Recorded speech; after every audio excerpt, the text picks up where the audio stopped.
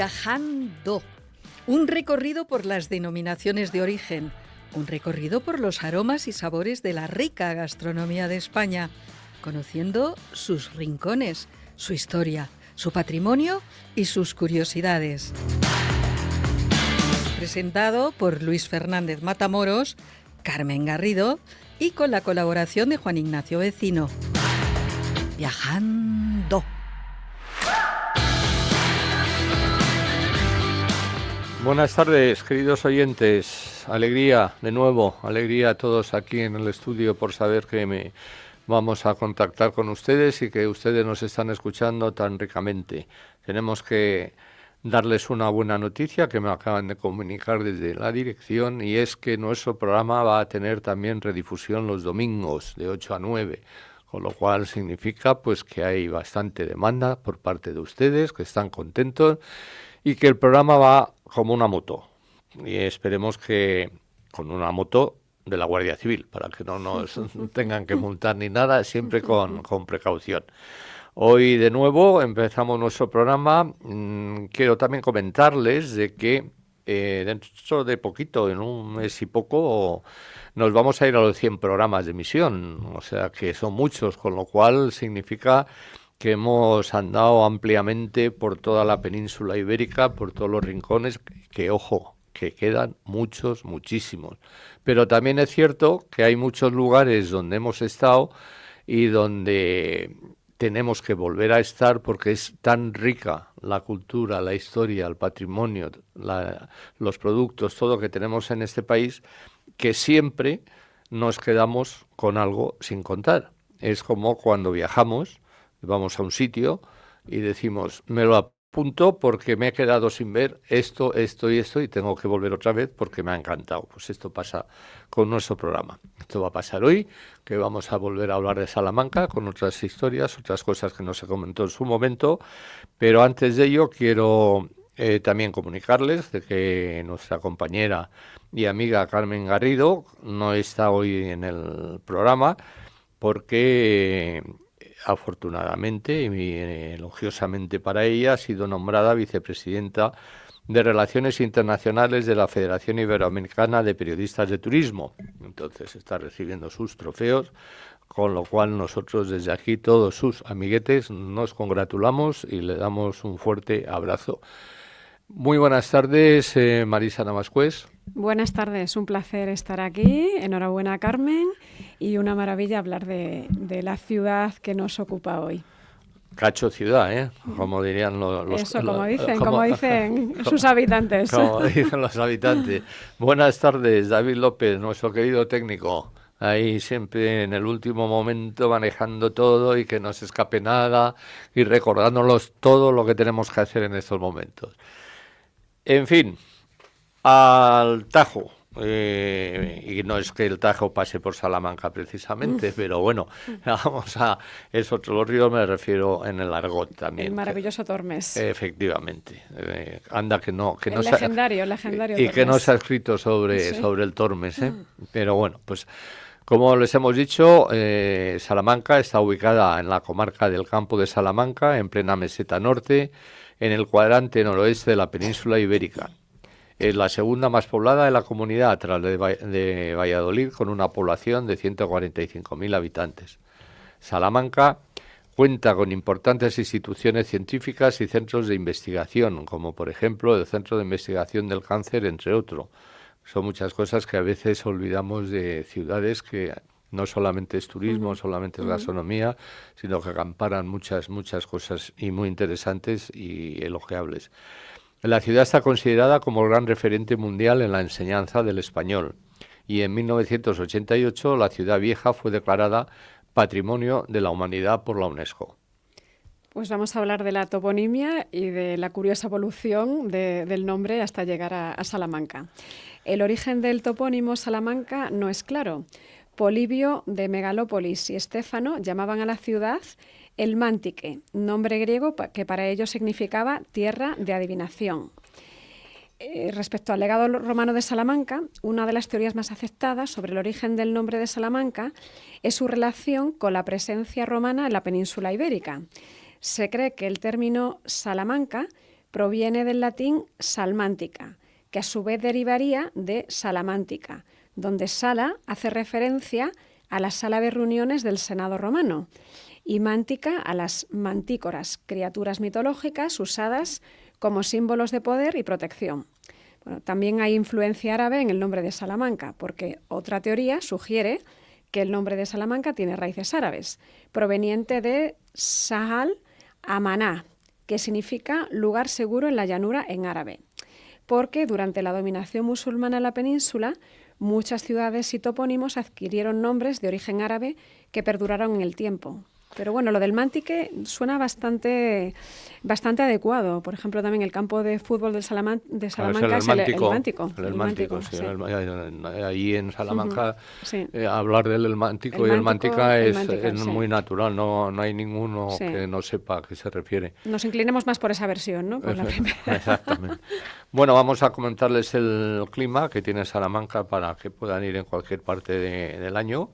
Es un clima mediterráneo continental con inviernos fríos y temperaturas bajas y veranos calurosos con temperaturas que superan los 30 grados a veces. Recomendación, si vas en invierno, eso sí, no te olvides llevar ropa de abrigo. Qué frío hace, sí. Pero frío seco y sano. Exacto, sí. Muy bien. Pues vamos a llegar a Salamanca. Exacto. La verdad que, por ejemplo, desde Madrid es muy fácil. Bueno, en coche, desde las autovías A62 y A66 conducen hasta la ciudad.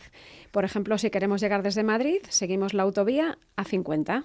Y si quieres ir en autobús, como decimos siempre, porque quieres ir viendo el paisaje tranquilamente y así no conduces, existe una línea de autobuses de la compañía Monbus que va directamente desde el aeropuerto de Madrid-Barajas hasta Salamanca. Y luego también hay líneas regulares que con sus correspondientes enlaces permiten llegar a Salamanca desde cualquier ciudad española o europeas, con la compañía Flixbus o Alsa para Portugal, Porto, Coimbra y Lisboa. Uh-huh. En tren, también si prefieres utilizar el ferrocarril, Renfe ofrece conexiones a diario con Madrid y todas sus correspondencias. Y cogemos el avión, no nos olvidemos, Salamanca tiene una base militar ahí de muchos años y tiene su pequeño aeropuerto que está en la localidad de Matacán y que en determinadas épocas del año ofrece vuelos charters y regulares a diversas ciudades españolas y europeas.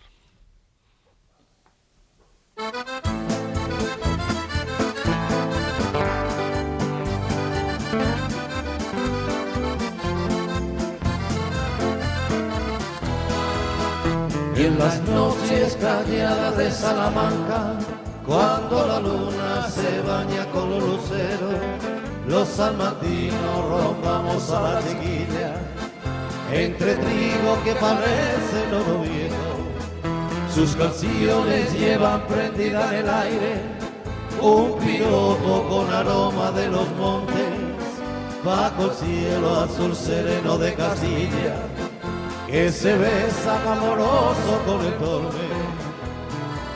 Salamanca, tierra mía, te llevo en el corazón y por eso yo te canto las notas de mi canción. En las noches calladas de Salamanca, cuando la luna se baña con los luceros, los salmantinos rondamos a la chiquilla, entre trigo que parece oro viejo. Sus canciones llevan prendida en el aire un piropo con aroma de los montes, bajo el cielo azul sereno de Castilla, que se besa amoroso con el torbe. Bueno, pues vamos a meternos en nuestras denominaciones de origen y hay IGPs. Y Salamanca no solamente es embutido, Salamanca tiene muchas legumbres maravillosas también. Estamos hablando de Castilla es rica en productos, pero Salamanca tiene, quizá no muy conocida, porque todo se habla de muchas cosas, tiene una IGP de una carne maravillosa, que es la carne de Salamanca. De esa carne de Salamanca tenemos la suerte de contar con nosotros esta tarde con Isabel Toribio, que es la directora técnica de la IGP Carne de Salamanca. para que nos cuente y nos amplíe un poquito pues estas cualidades, estas características de este producto. Muy buenas tardes, Isabel. Buenas tardes, Luis. Muchas gracias por invitarnos a este programa. Nada, que va, es un placer para nosotros contar con todos vosotros, y lo que intentamos siempre desde este programa es que todos los oyentes de España sepan todo lo que pueden consumir, lo rico que tenemos y lo maravilloso que lo gestionamos. ¿Mm? Entonces, vamos a ver. Se dice, antes, esta carne se le conocía anteriormente como la carne morucha, ¿no? Eso es, sí. ¿Mm? En un primer momento se creó una IGP, que era IGP carne de morucha, porque las vacas que se certificaban, los animales, eran moruchos. Pero luego se cambió ese nombre a IGP carne de Salamanca, porque bajo la IGP carne de Salamanca etiquetamos tanto animales que son moruchos puros, es decir, padre y madre morucha pura, como madres moruchas y el padre que pueda ser de la raza limusina o charolesa. Es decir, etiquetamos tanto el animal morucho 100%, por así decirlo, como el animal morucho al 50%. Ya, y entonces la raza morucha, ¿qué características tiene? Bueno, pues la verdad que hablar de Salamanca sin mencionar la dehesa y las moruchas parece como que hablamos a medias de ella, ¿no? Y entonces aquí es la parte donde entramos nosotros. La raza morucha es una raza que se ha ligado siempre a la provincia de Salamanca.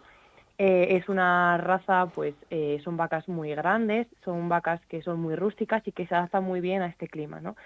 Aquí principalmente en Salamanca lo que tenemos es dehesa, esos campos grandes con encinas principalmente, y las vacas pues se alimentan aprovechándose de los pastos que hay, de la bellota, y en algunos momentos del año puntuales pues se le puede apoyar a esos animales con forraje. Esto de aquí lo que hace es que la carne que resulta, ¿no?, de esos animales pues sea una carne con mucho sabor, muchos aromas, y una carne que es muy apreciada, ¿no?, por el público. Al final, a la gente que le gusta la carne, ¿no?, cuando prueba esta carne de morucha o carne del 50% de morucha, ¿no?, le gusta, la aprecia, y bueno, al final es patrimonio, ¿no? No, es curioso porque yo no sabía, no pensaba que se alimentasen de bellota también. O sea, si los cerdos ibéricos, uno de los secretos del sabor y es precisamente esa alimentación de bellota, pues efectivamente tiene que tener también repercusión en las terneras, en los añojos, ¿no? Novillos. Claro, al final aquí pues el ecosistema que tenemos es la dehesa. Entonces, claro, en los momentos del año, normalmente es por otoño, ¿no?, cuando tenemos las bellotas, cuando caen de los árboles, claro, el ganado aprovecha todo. Entonces comen tanto los pastos como las bellotas que hay. Y eso pues al final a la carne sí que es verdad que le confiere pues unas características diferentes, características que van vinculadas a la raza, pero también esas características que van ligadas a esa alimentación, ¿no? ¿Y no se pelean con los cochinos a ver quién come más? Bueno, pues como todo es la ley del más fuerte, ¿no? Ya. Pues aparentemente más lo tienen los cerdos, ¿no? Sí que es verdad que la morucha es una raza unas madres que tienen un gran instinto maternal, ¿no? Y tienen mucho carácter también. Entonces, yo creo que sí, se podría decir. ¿Hay alguna mujer que no tenga carácter? ¡Hombre! Buenas tardes, Isabel. Soy Marisa. Bueno, doy fe por vinculaciones personales y familiares desde hace muchísimos años de las maravillas de los campos de las dehesas salmantinas y del producto de la carne morucha. Te quería hacer, dos preguntas. Primero, también lo que ha comentado Luis ahora de las hembras. Las proporciones de estos animales. Yo he leído un poco que, por ejemplo, los machos dicen que son hasta 900 kilos y miden 143 centímetros, y las hembras 500 kilos como 137 centímetros. Son unas proporciones medias, ¿no? Sí, o sea, sí que es verdad que nosotros, de cara a la IGP, no nos interesa tanto calificar la morfología de los animales en vivo. Lo que sí que calificamos siempre es la canal. O sea, nosotros lo que buscamos en esta IGP es que, pues todas las canales cumplan unos estándares en cuanto a peso mínimo que tienen que tener, sean terneras, añojos o novillos, y también pues en cuanto a la edad que tienen que tener, pues la conformación, el engrasamiento. Pero sí, al final la vaca morucha se distingue pues por su pelaje cárdeno en el caso de que sean cárdenas, o por el pelaje negro, ¿no? Al final se puede decir que en la dehesa de Salamanca hay muchas razas, pero principalmente la molucha está ligada aquí, a Salamanca. No, Y es muy sencillo, pues, cuando vamos por cualquier zona de esa, ver ganaderías de molucha. acabas de decir que preferís hablar más sobre el canal y sobre la edad o el tema, ¿no? Hay, digamos que tenéis 3 tipos o siguientes tipos, la ternera, el añojo y el novillo, ¿no? Efectivamente. Y entonces la ternera, ¿qué edad tiene, qué características es para saber lo que es ternera, lo que es añojo y lo que es novillo? Vale, pues nosotros como ternera llevamos ternera a aquellos animales que tienen entre 8 y 12 meses, ¿vale? Y que se puede etiquetar bajo el logo de la IGP a aquellos animales que tienen un peso mínimo de 140 kilos. En el añojo, pues es aquellos animales que tienen más de un año, o sea, que están entre un año y 2, por así decirlo, entre 12 y 24 meses. Y el peso que tienen que tener mínimo son de 200 kilos. Y luego, pues por novilla, pues entendemos que son aquellos animales que tienen entre 2 años y 4. ¿Vale? Y el peso mínimo 280 kilos de canal. Y Isabel, ¿cómo diferenciamos los 3 tipos de carne según el color? Un poco qué sugerencias das o qué recomendaciones para que no metan gato por liebre. ¿Qué sugerencias para distinguir una de otra? Los colores, probablemente. Claro, nosotros al final en las etiquetas, cuando etiquetamos, hacemos referencias, si es añojo, si es ternera, o sea que al final, como todo esto tiene que tener una trazabilidad, es tan fácil como leer a priori esa etiqueta. En cuanto al color, pues hombre, el color sí que es verdad que varía, pero cuesta mucho diferenciarlo, por ejemplo, viendo simplemente la carne, si puede ser de ternera o puede ser de añojo. Sí que es verdad que la carne de la IGP en cualquier vitrina destaca porque es una carne muy intensa, de un color intenso, o sea, es un color oscuro, por así decirlo, ¿no? Pero bueno, distinguirlas unos de otros así, o sea, puestos casi que es más sencillo o puede resultar más fácil simplemente leer el etiquetado. Buscar la etiqueta, ir directamente a buscar la etiqueta. Lo mejor. Muy bien. Esta carne también tiene un periodo de mínimo de maduración, ¿no? Eso es, sí, porque al final la maduración en la carne es fundamental a la hora de hablar de calidad de la carne y para que la carne no esté dura ni que la carne pueda tener, o sea, que esté en unas condiciones óptimas para comerlo, ¿no? Entonces sí que es verdad que la maduración también depende de lo que hablábamos antes, si es ternera, si es añojo o si es novilla. Si es ternera, pues una maduración de 2 días en la cámara, si es añojo 4 días y si es novillo, pues otros 2 días más, 6. También, Isabel, bueno, he escuchado por personas que se dedican a esto, que también dicen que, por ejemplo, las hembras que requieren como una de las características de estas vacas, ¿no? De esta ganadería, es que también como requieren como muy poco cuidado. Y dicen que solo realmente hay que atenderlas simplemente cuando es los partos y que también es como la raza, la especie, o sea, que es la mayor, tiene la mayor fertilidad entre todas las razas cárnicas españolas. Eso es. Al final la vaca molucha es una vaca que es muy, muy rústica. Se adapta perfectamente al clima, se adapta perfectamente a la zona, tiene un instinto maternal pues muy acusado. Entonces es una vaca que está, por así decirlo, ¿no? Muy ligada a esta zona y que por tanto por sí sola, digamos que puede ser capaz de sobrevivir. No quita para que en ciertos momentos haya que aportarle forraje, ¿no? Porque bueno, sí que es verdad que este año en Salamanca, bueno, pues la condición, o sea, la primavera y el otoño han venido muy bien y tenemos muchísimo pasto, ¿no? Pero sí que es verdad que otros años en los que el clima no viene tan favorable para el ecosistema, pues hay que aportarle a estas vacas alimento. Pero este año, pues prácticamente no está haciendo falta. En cuanto a la maternidad, sí es una de las vacas más fértiles. Recientemente salió publicado un estudio en el que se demuestra que la morucha es la vaca más fértil. O sea claro, que es positivo para todos. Claro, este es el momento, esta época, bueno, este año de comer la carne de morucha, ¿no? Porque con la alimentación que ha tenido es ideal, ¿no? Eso es.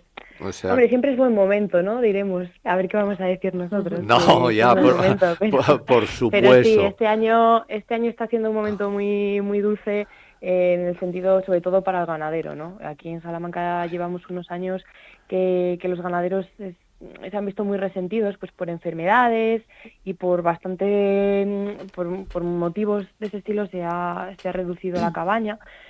Y bueno, este año los precios acompañan, la primavera viene bien, ahora mismo dar un paseo por una dehesa es una maravilla porque hay muchísimo pasto, las vacas están súper gordas y da la gloria. La verdad que es un año que no nos podemos quejar. Sí, también Isabel, bueno, efectivamente, también estas vacas de la raza morucha contribuyen en sí al mantenimiento de las dehesas, también, ellas mismas también mantienen todas las dehesas.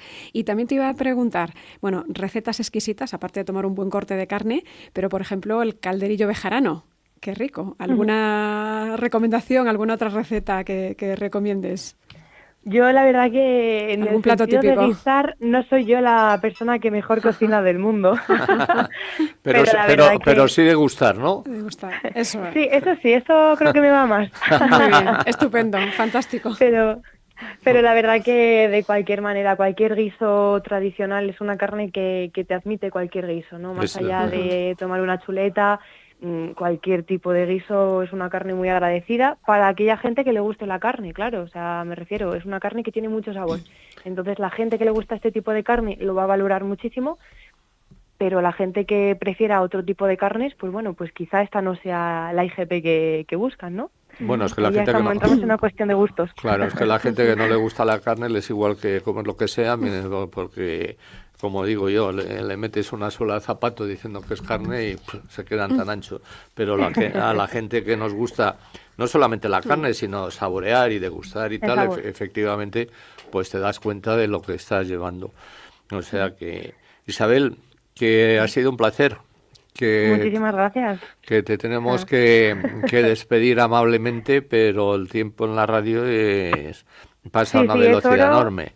Y agradecidísimos de que nos hayáis permitido estar aquí con vosotros, compartir esta charla y quedáis invitadísimos y más que invitados a Salamanca a dar un paseo con nosotros entre las vacas y a comer un chuletón.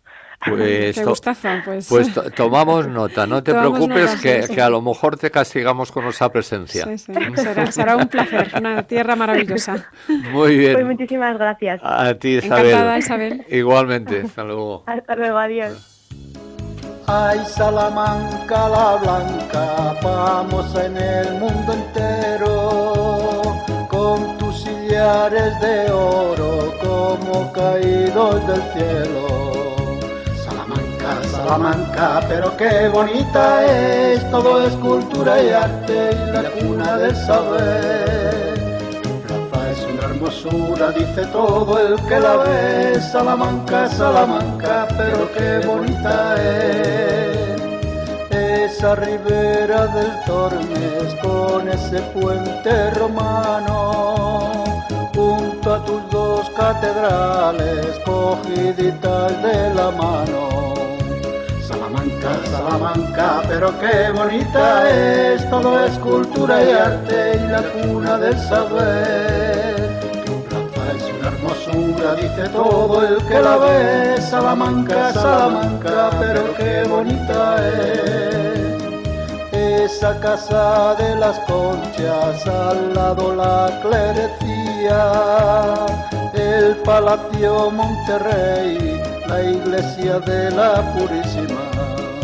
Salamanca, Salamanca, pero qué bonita es, todo es cultura y arte y la cuna del saber. Tu plaza es una hermosura, dice todo el que la ve. Salamanca, Salamanca, pero qué bonita es. San Esteban, dominicos y la Torre del Clavero nos llevan a esa joya que brilla como un lucero. Salamanca, Salamanca, pero qué bonita es, todo es cultura. Damos fe todos de que es muy bonita. Sí. No hay duda en esto. Bueno, tenemos aquí a Marisa que, aparte de hacernos compañía, le toca su historia. Pues vamos a seguir con lo que dice la canción, Salamanca qué bonita es, todo es cultura y arte, pues de eso vamos a hablar. Como hemos dicho antes, el casco antiguo de la ciudad fue declarado Patrimonio de la Humanidad por la UNESCO en el año 88. Y bueno, pues ¿qué hablar de la historia de Salamanca? Pues la historia de Salamanca tuvo su origen, la ciudad, en una aldea asentada en un cerro sobre el río Tormes. Esto ocurrió hace 2.700 años, durante la primera Edad del Hierro. Desde entonces pues han poblado pues los vaceos, los betones, los romanos, visigodos y musulmanes. Se puede decir, es una aldea que se formó en el año 2700 a.C., pero luego, sobre todo, desde mediados del siglo IV, esto es muy importante, porque ya se puede hablar de la antigua ciudad celtibérica de Salamanca, y de hecho de esta época es el famoso toro del puente, que está en el puente romano, que es probablemente uno de los iconos de Salamanca, de lo más conocido. Ya en época de los romanos, en el año desde el 220 a.C., pues llegan los cartagineses, llega Amílcar Barca, pero a partir de mediados del siglo I, ya los romanos pues ya convierten Salmántica, como hemos hablado antes de la toponimia, en una poblada ciudad y un estratégico enclave dentro del trazado de la Vía de la Plata. Vamos a recordar que la Vía de la Plata pues comunicaba Mérida y Astorga. Entonces los ingenieros romanos construyen un largo puente, que es el puente romano, que está sobre el Tormes, y ahí nos podemos encontrar en el puente romano, pues por ejemplo, una escultura pues del Lazarillo del Tormes. También está el berraco que hemos comentado antes, de la época de los betones, el toro del puente. La ciudad en esta época perteneció a la provincia de la Lusitania, llegó a alcanzar la categoría de municipio.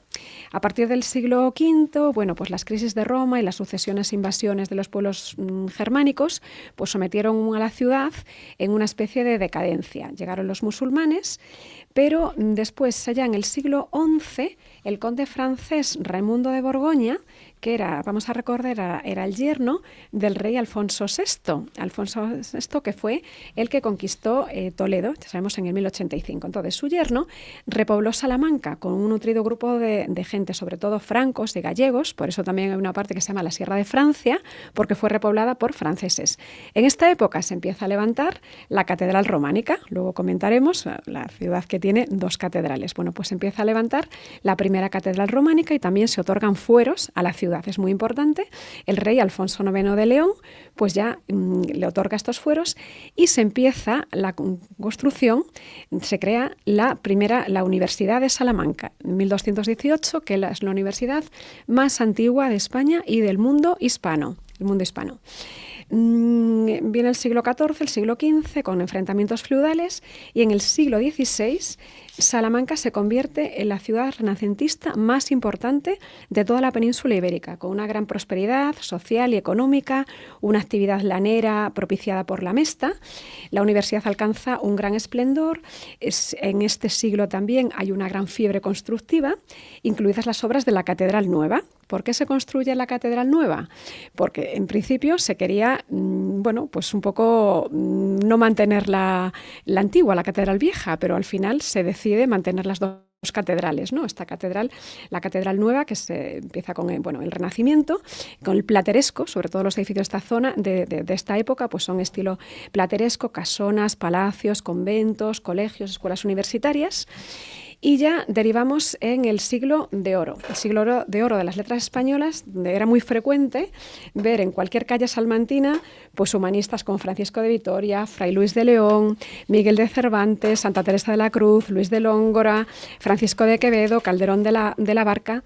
En toda esta época pues también hay un esplendor en las artes. De hecho, pues se construye también la clerecía, la Plaza Mayor, que han marcado para siempre el perfil urbano de la ciudad. A partir de esta época de la Guerra de la Independencia ya nos metemos en el siglo XIX, el siglo XX, y la universidad tuvo un gran esplendor porque tuvo también a Miguel de Unamuno, que fue rector de la universidad. La Guerra Civil significó un paréntesis, fue cuartel general en Salamanca de las tropas franquistas, y la llegada de la democracia, pues la verdad que dio un impulso muy grande a Salamanca, tanto de prosperidad económica, y se transformó en un auténtico auténtico emporio cultural, turístico, universitario, hasta finalmente en 1988, pues un reconocimiento universal por la UNESCO como Patrimonio de la Humanidad. Genial, genial. Así nos gusta, que nos deje siempre con la miel en los labios a punto de saber, bueno, el típico continuará. Pues vamos a continuar después de atender a nuestro siguiente invitado, al cual agradecemos la aceptación por estar en nuestro programa, porque vamos a hablar ahora de lo que es la denominación de origen protegida de Sierra de Salamanca, que estamos hablando de unos viñedos que están situados en bancales sobre el río Alagón, y con cepas muy viejas de variedades autóctonas como la Rufete, que es la prima donna de Salamanca. Para eso tenemos a Miquel Udina, que es el presidente de la denominación de origen protegido Sierra Salamanca. Muy buenas tardes, Miquel. Buenas tardes, muchas gracias por la invitación. Un placer, como digo siempre, nosotros poder contar con vosotros para que nos enriquezcáis con vuestros productos y que de paso todo el mundo elogie no solamente a vosotros, sino a este país con todo lo que tenemos. Sí, la verdad es que es un país maravilloso para la gastronomía, para los vinos y desde luego Salamanca, un sitio que hay que visitar y disfrutar. Efectivamente. Vamos a ver, es cierto lo que he comentado de que estáis situados en bancales, que bancal a fin de cuentas es un terreno que vais ganando a la montaña, ¿no?, para cultivar en terrazas. Sí, eso es. La Sierra de la Sierra de Francia, la denominación de origen protegida Sierra de Salamanca, es una zona que no tiene una excesiva altitud, pero sí que tiene mucha pendiente. Entonces nuestros antepasados, estamos hablando de hace muchos siglos, lo que hicieron fue exactamente esto, conseguirle terreno a la montaña para poder plantar viñedo en las zonas quizá menos productivas en ese momento, que se reservaban siempre donde más, digamos, riqueza había en el suelo, se dejaba para huerto, para cereal, para el alimento del día a día, y las zonas más pobres, entre comillas, de suelo, las dejaban para el viñedo. Y eso con el tiempo hemos visto que es la mejor elección, porque para la calidad de la uva esto es fantástico. Pero sí, la idea es vencer la pendiente para conseguir terreno cultivable. Por eso se hacen las bancales, terrazas, paredones, como queráis llamarlos. Sí. O sea que lo que en un principio fue, por decir de alguna forma, dejarte un terrenito como limosna para que te busques la vida, se ha convertido en un gran hallazgo, ¿no? Sí, realmente siempre ha sido en la sierra, nunca ha habido, digamos, hambre en cuanto a que es una zona productiva, que además está, digamos, con una mezcla de que tienes desde cultivos que se encuentran mucho más al sur hasta cultivos que encuentras más al norte, que hay un poco de todo, pero siempre ha sido un poco de subsistencia, ¿no? Y es un terreno que es muy difícil de trabajar. O sea, se habla de viticultura heroica porque realmente hay que hacerlo todo a mano, hay que trabajar, no se puede mecanizar fácilmente, y mucho más duro era antiguamente, que no había ningún tipo de mecanización, y lo que se hizo fue justamente esto, buscar los terrenos. Al final tampoco fue casualidad, la gente de antes sabía muy bien lo que hacía y eligió los mejores terrenos para plantar en los viñedos, que se han mantenido tal cual estaban hasta ahora. Hombre, la gente de antes yo creo que eran ingenieros y sabios en todo, porque te podían hablar efectivamente, como decimos, de cuándo era el momento, si iba la climatología la dominaban el terreno, dominaban todo, se fijaban en todo, eran observadores a base de bien, con lo cual lo que se dice, y muchas generaciones luego fueron creciendo en función de lo que decía tal persona, porque sabía exactamente, porque lo había vivido, ¿no? Sí, son muchos siglos en la sierra hay, aparte de los bancales, también hay los lagares rupestres, que es donde antiguamente se hacían los vinos, y hay estudios que hablan de que proceden de anteriormente a la ocupación romana de la zona, o sea que estamos hablando realmente muchísimos siglos de observación, de adaptación, de buscar las variedades que mejor se adaptaban, como ha comentado anteriormente la Rufete, ¿no? Nuestra estrella de la zona, pues buscar todo lo perfecto para que salieran los vinos lo mejor posible y que fueran vinos de altísima calidad, ¿no? Que es en lo que estamos ahora. Y desde luego los bancales, pues esto es que realmente son obras de ingeniería, son paredes que tienen más de 2 metros, algunos, y están hechos, perfectamente, súper rectos, y cuando los ves, y a veces algunos incluso ya el bosque, algún viñedo que se ha abandonado, está el bosque, pero debajo están los bancales, y es espectacular realmente. Hola, Miquel, soy Marisa. Soy Hola, Marisa. Conocedora y entusiasta de la zona y de los vinos también. Te iba a preguntar sobre las variedades de uva, que además son autóctonas y tienen nombres curiosos. Una es a Rufete. Quería un poco que nos contaras las características de esta uva, de la Rufete, y también de las otras dos, también que tienen unos nombres originales. Una es la Calabres, ¿no?, que es como la garnacha tinta, y Sí. Aragonés, que es el tempranillo, ¿es correcto? Correcto, sí. Son las tres variedades tintas que tenemos amparadas en la denominación de origen, protegida Sierra de Salamanca, y son las tres que han estado siempre en la zona. O sea, hemos elegido las que están mejor adaptadas. Realmente, como bien dices, Aragonés es un clon del tempranillo, Calabrés es un clon de la garnacha, pero que se han adaptado durante muchos siglos a la zona y tienen particularidades que las hacen un pelín distintas de otras garnachas y tempranillos que podemos encontrar en otras zonas. Pero la que realmente nos diferencia, da mucha identidad a la zona y a sus vinos, es la Rufete, que es una uva que es maravillosa, ¿no? Es una uva que tiene una baya mediana grande, da bastante mosto, tiene una acidez increíble que es muy muy importante para el vino, ¿no? Muchas veces la acidez es lo que te da un poco la columna vertebral del vino, ¿no? Lo que da la sujeción al resto, que hace que los vinos sean muy frescos, muy fáciles de beber. Y realmente es una uva muy versátil. Te puedes hacer unos rosados o vinos jóvenes muy frutales, muy disfrutables, muy golosos, muy divertidos, pero también después, cuando buscas vino para envejecer, también puedes conseguir crianzas o con largas crianzas en barrica de roble o en recipientes más grandes de roble, con una complejidad y una elegancia muy, muy interesantes. Sobre los bancales, ¿no?, la forma de los cultivos es un poco similar también como puede ser en la Ribeira Sacra también, y que la verdad que tenéis una climatología estupenda, da el sol y ocurre, bueno, pues también que de los cultivos desde la época de los romanos, ¿no?, que hicieron esa forma en bancales como en terrazas, y sobre todo en la parte, bueno, también están los Arribes del Duero, pero la parte de la Sierra de Francia, que si que lo quieres recordar, tú también hablábamos antes de que la Sierra de Francia se llama así, un poco porque fue repoblada por franceses, y bueno, por gallegos y por franceses, ¿no?, con colonos franceses en la época de Alfonso IX, ¿no?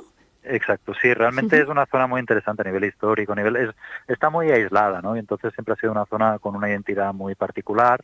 Tiene una arquitectura que, bueno, son pueblos preciosos, hay muchos conjuntos históricos, realmente es una zona que merece la pena la visita. Hay pueblos muy pequeñitos en los que vivimos poca gente, pero que son muy bonitos para visitar, con una arquitectura curiosa que tiene las tramoneras, las casas, debajo de cada casa había una bodega, hay los lagares rupestres, que os he comentado, donde empezó un poco la viticultura, y sí, todas estas variedades están plantadas, además viñedo muy, muy viejo, porque el hecho de estar un poco tan aislados, lo que hizo fue que no hubiese todas las replantaciones que hubo en el resto, en muchas zonas de España, en los años 80, que se plantaron otras variedades, quizá no tan bien adaptadas a las zonas, y en la Sierra de Francia esto no sucedió, ¿no? Tenemos el viñedo tal cual lo plantaron nuestros antepasados hace más de 100 años. Entonces esto es una riqueza a nivel de patrimonio vitícola increíble, ¿no? Y lo que comentabas del nombre, sí, la denominación de origen se llama Sierra de Salamanca por varios motivos, en parte porque históricamente sí que se hablaba de la Sierra de Salamanca hace mucho tiempo,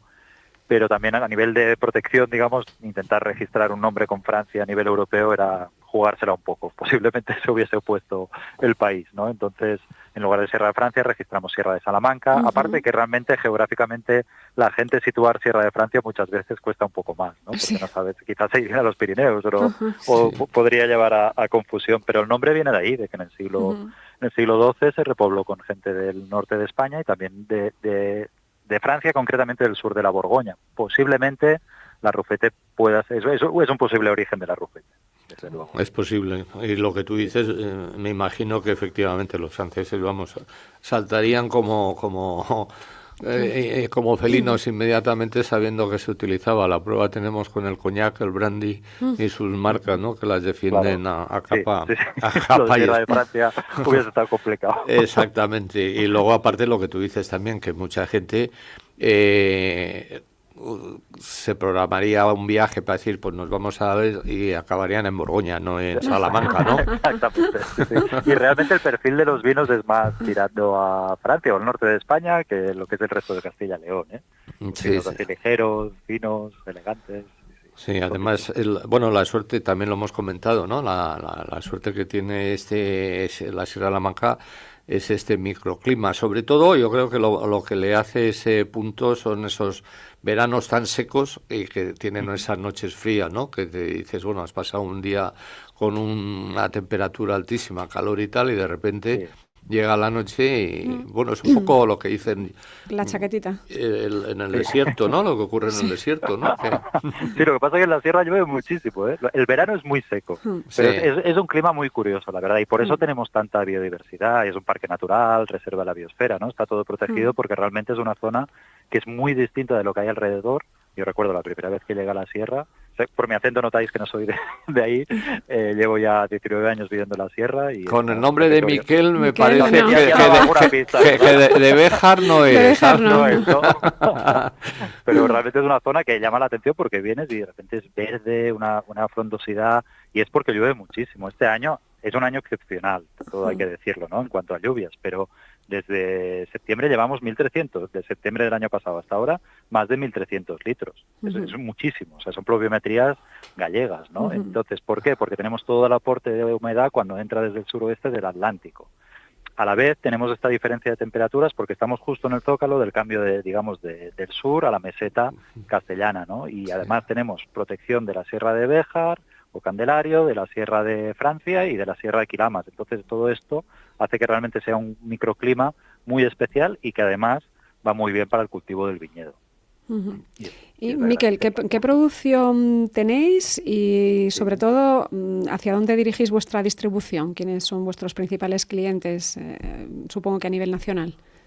Sí, no, es curioso, es una zona ya quizá por el perfil de vinos, que como comentábamos se podía relacionar casi más con un perfil de vino francés o del norte de España que con el típico, digamos, lo que te viene a la mente cuando piensas en Castilla y León.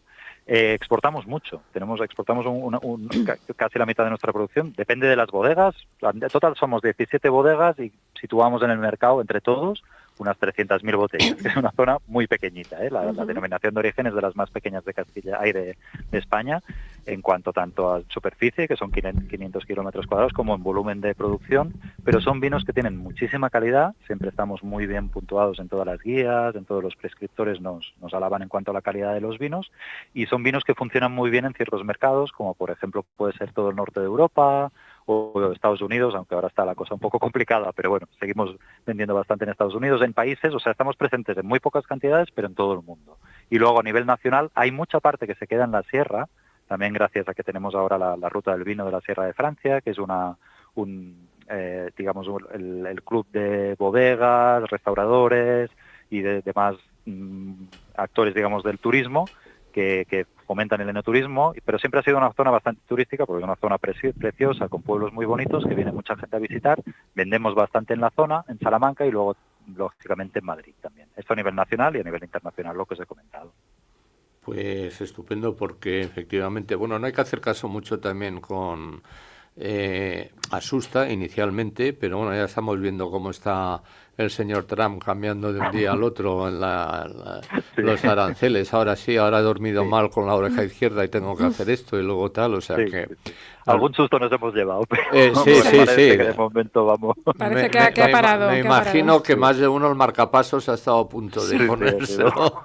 No está mal, ¿no? Porque está trabajando todo el año para que venga un personaje de esta forma y te tire por tierra todo lo que te ha costado tanto llevarlo, no es ninguna gracia. Pero bueno, me imagino que los vinos, principalmente por la uva que estamos hablando, que has comentado antes, estamos hablando básicamente de tintos, ¿no? Sí, la gran mayoría de nuestra producción son tintos, pero tenemos una uva blanca que es maravillosa y que hemos aprobado en 2020. Siempre ha estado presente, ¿vale? En la zona, que es la rufete blanca. No es una mutación de la tinta, como pasa con estos nombres a veces, sino que es un poco, digamos, entre comillas, sin entrar en tecnicismos, la madre de la rufete tinta, ¿vale? Entonces, una uva un poco más antigua que la rufete, es una uva que da muy poca cantidad, que también da poco rendimiento en prensa, o sea, es una uva que es difícil de trabajar, pero de que tenemos vinos blancos maravillosos. Es verdad que son muy pocas hectáreas las que tenemos ahora mismo. Estamos hablando de unas 7 hectáreas, digamos, de blanco, de 145 en total. O sea, es realmente un porcentaje muy pequeño, pero son unos blancos maravillosos. Tienen mucha estructura, son blancos que funcionan muy bien con crianzas largas en barricas, y creo que son una de las cosas que se nos va a dar a conocer también en un futuro, porque hay mucho recorrido en cuanto a los blancos. Pero como bien dices, la zona siempre ha sido una zona de tintos, también se hacían claretes antiguamente, pero sobre todo nosotros lo que producimos son vinos tintos y principalmente de Rufete. Sí, pero indiscutiblemente los blancos en el extranjero siempre los tienen prioridad, ¿no? Por lo menos por el tomarse una copa a media tarde o esto siempre suelen utilizar más los blancos, ¿no? Sí, bueno, y esto es verdad que sí que a nivel internacional los blancos siempre se van más a Alemania, blancos de Alemania, siempre hay como más tendencia, digamos, a tirar de blancos y tintos de más del norte de Europa, sí, pero yo creo que ahora mismo se están haciendo unos blancos absolutamente maravillosos en España, que es una de las cosas que ha ido cambiando en los últimos años, y desde luego en la sierra, ya digo, desde 2020 que tenemos aprobada la Rufete Blanca en nuestro reglamento, creo que nos va a dar muchas alegrías los vinos blancos. Uh-huh. Sí, la Rufete puede ser un poco similar, características al verdejo, ¿no? Que fuera un verdejo blanco, un poco en sabor, un poco similar. Es que antiguamente la zona se hablaba de que se llamaba esta variedad, o algunos pueblos de la zona hablaban de esta variedad como verdejo, pero realmente organolépticamente es distinto que los verdejos de rueda o así. Desde luego, digamos, a nivel, digamos, de forma de racimo, de hoja, todo no tiene nada que ver. Genéticamente es una variedad completamente distinta. Realmente es muy única, es muy especial, y por eso digo que es algo que seguramente en un futuro se nos va a conocer, porque son vinos que cuesta comparar con otras zonas, porque realmente son vinos que tienen mucha estructura en boca, o sea, que son vinos para comer, disfrutar comiendo, o sea, blancos con alma de tintos, casi podríamos decir. Muy bien, pues no hay que olvidar, nuestros queridos oyentes, que sepan que es una denominación cuya vendimia se realiza manualmente, ¿no? Sí, es que realmente no nos queda otra, o sea, por la orografía que tenemos con los bancales, ahí pensar que las cepas están a 1,5 metros por 1,5 metros de marco de plantación. Ya. O sea, realmente están muy, muy cerca, con lo cual, perdonad que hace mucho ruido que hay aquí, no sé qué pasa ahora. Vale, están las cepas muy, muy cerca, con lo cual ya no entra un tractor, pues mucho menos una máquina vendimiadora. Entonces, esto también es un factor de calidad que hace que podamos cosechar seleccionando muy bien los racimos y elaborar los vinos con mucho mimo. Pues que lo sepan nuestros oyentes, para eso está Viajando, para que aprovechen de unas jornadas extraordinarias en una zona tan maravillosa como la que estamos hablando, de la Sierra de Francia, denominada comercialmente Sierra de Salamanca. Exacto.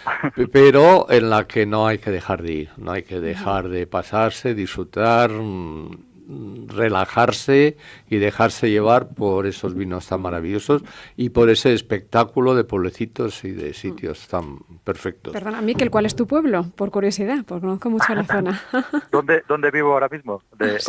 Bueno, yo vivo ahora, recientemente me he mudado al pueblo de mi mujer, es un pueblo muy, muy pequeñito que se llama Molinillo. La sede de la denominación de origen está en Mogarraz. Mogarraz, qué bonito. Mogarraz, sí, cerca de la alberca, sí, bueno, exacto, precioso Mogarraz, qué bonito, sí. Sí, pero cualquier pueblo realmente de la sierra, cualquiera que cojas, merece la pena una visita, conocerlo, ver la arquitectura. Ahora mismo ya hay 17 bodegas, con lo cual la denominación de origen son 28 municipios, que son muchos, y cualquiera de ellos realmente merece la pena una visita, y desde luego pasar un día en la sierra, y ahora está absolutamente espectacular. Yo estoy muy ligada, de toda la vida a Puente del Congosto, que también lo recomiendo, que está la de Béjar, pero también es precioso. Desde luego, no solo la Sierra de Francia, todo lo que es Béjar y todo el territorio alrededor. Una última pregunta, ¿hacéis enoturismo?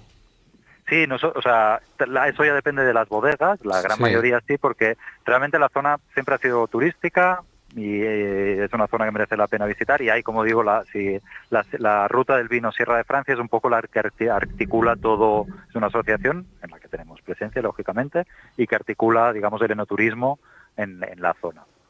Pues muchísimas gracias, Miquel. Emplazamos a nuestros oyentes a que no dejen de visitaros y que degusten esos extraordinarios y excelentes vinos que tenéis. Y muchísimas gracias por tu participación y haber querido aceptar nuestra invitación. Muchísimas gracias a vosotros, ha sido un placer. Un placer.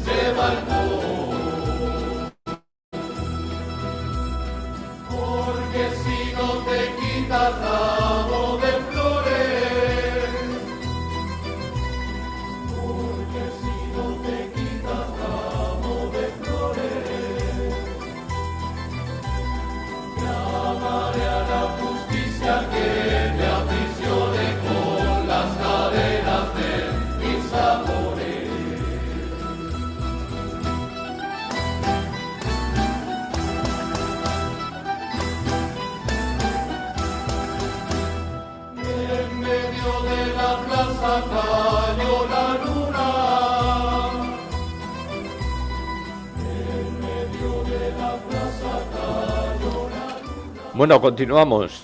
Y no se va a ir de rositas, Marisa, porque aún te queda contarnos. Bueno, deseando hablar de Salamanca, porque es una de las ciudades objetivamente más bonitas de España y de Europa y del mundo, podría decir.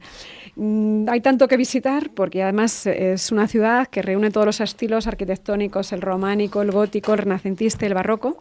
Bueno, ¿por dónde empezamos? Pues empezamos por la Plaza Mayor. Qué maravilla de Plaza Mayor, la más bonita de España y seguramente yo creo que de casi del mundo podría decir.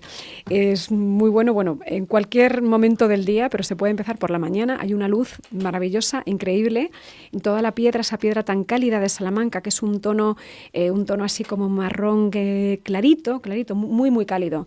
Es una plaza construida por Churriguera, es barroca en el siglo XVIII.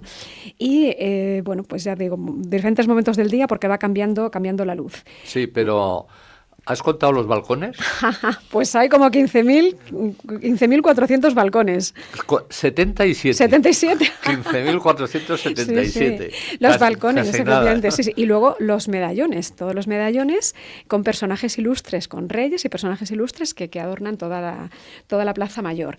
Bueno, es ideal también la Plaza Mayor como curiosidad. Se puede decir que la de Madrid está inspirada en la de Salamanca y también como la mayoría de las plazas mayores, pues fue escenario de autos sacramentales, de corridas de toros, de ferias de ganado.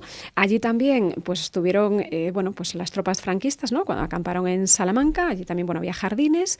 Luego el mítico Café Novelty, donde te podías encontrar a Unamuno, más recientemente a Torrente Ballester, y además, como curiosidad, el Café Novelty, que es un café emblemático y fue también sede de Radio Nacional de España en el año 1936. La Plaza Mayor también tiene confiterías, pues donde comprar el hornazo de Salamanca, o también, bares típicos donde tomar el típico jamón de Guijuelo, todas las exquisiteces.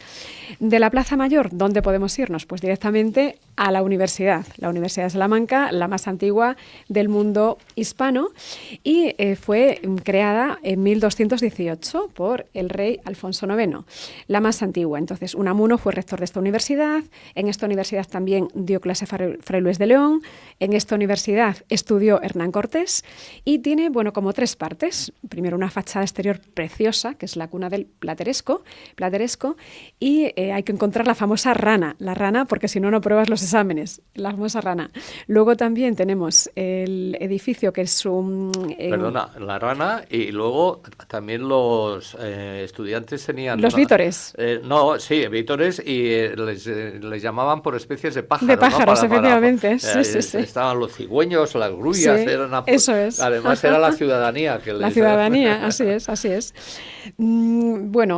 Además tenemos enfrente, las escuelas menores, que también es muy recomendable visitarlo, que está la famosa pintura El cielo de Salamanca, realizada por Francisco Gallego. Está justo enfrente de la universidad, representa todas las constelaciones zodiacales. Algo único de Salamanca son sus dos catedrales, la Catedral Nueva y la Catedral Vieja.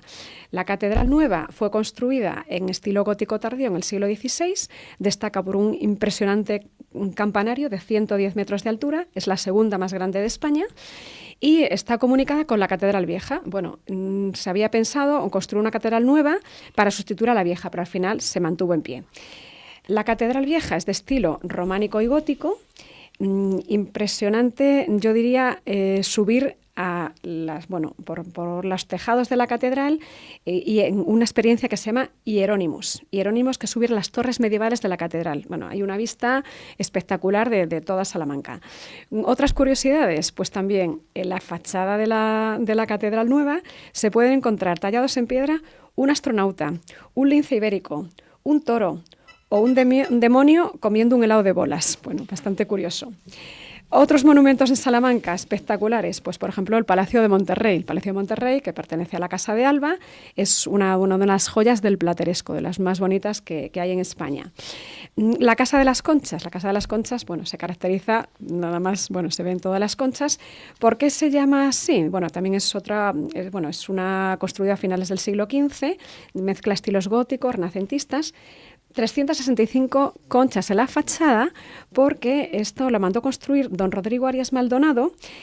Por las conchas eran el emblema de la heráldica de la familia de su mujer y de la Orden de Santiago a la que pertenecía. Y 365 conchas para recordarle cada día del año su amor por ella. Caray. Otra joya de Salamanca, pues la Casa de Lis, que es un museo modernista Art Nouveau y que además alberga la mejor colección pública de muñecas de porcelana a nivel mundial. Cómo no, el convento de San Esteban, que es una de las fachadas más espectacular de Salamanca del siglo XVII. Y por último, bueno, pues relajarse por el Tormes y el huerto de Calisto y Melibea, que es donde Calisto visitaba Melibea por intermediación de la más famosa alcahueta, que era la Celestina. La Celestina. Bueno, queridos oyentes, hemos empezado el programa diciendo que siempre hay que repetir sitios porque siempre te quedan cosas por ver. Hemos repetido y tenemos que volver a repetir porque esto es inacabable. O sea, hay que repetir Salamanca. Exactamente. Espero que les haya gustado, espero que hayan estado a gusto con nosotros. Hemos viajado, hemos estado todo el rato viajando y para nosotros es un placer siempre saber que les aportamos alguna cosita que otra y que les gusta, porque nos lo demuestran con la fidelidad y con estar siempre oyéndonos. Quiero despedir desde aquí a Marisa de Navascués. Muchísimas gracias, Marisa, por tu aportación, tu sapiencia, por la sapiencia técnica desde los mandos de David López. Espero que alguna copita se esté tomando Carmen a nuestra salud también. Seguro. Y un servidor, Luis Fernández Matamoros, director del programa, pues, ¿qué les voy a decir? Que es un placer, nada más. Señores, nos vamos viajando.